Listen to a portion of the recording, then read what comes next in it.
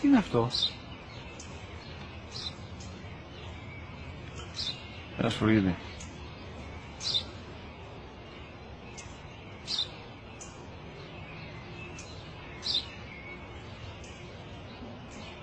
Τι είναι αυτό? Μόλις τώρα στο είπα, πατέρα, σπουργίτη είναι.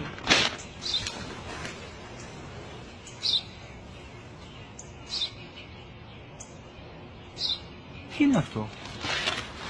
Ένα σπουργίτη είναι, πατέρα. Ένα σπουργίτη. Σπου-γι-τι!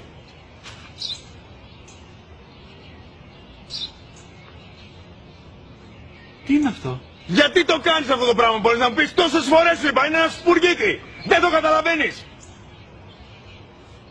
Πού πας?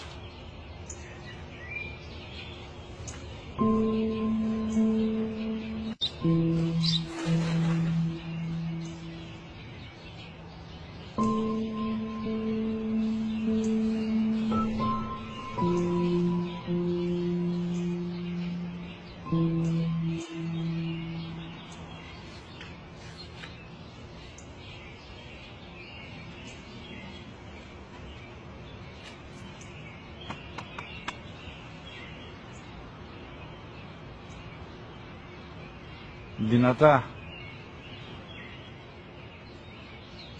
Σήμερα ο μικρός μου γιος που πριν λίγες μέρες έκλεισε τα 3 καθόταν μαζί μου έξω στο πάρκο όταν ένα σπουργίτη ήρθε και κάθισε απέναντί μας. Ο γιος μου με ρώτησε 21 φορές τι ήταν αυτό και του απάντησα και τις 21 φορές ότι ήταν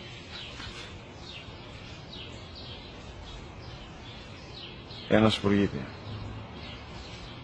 Τον αγκάλιασα τρυφερά και τις 21 φορές που μου έκανε την ίδια ερώτηση, ξανά και ξανά, χωρίς να εκνευριστώ, νιώθοντας στοργή για το αθώο μου αγοράκι.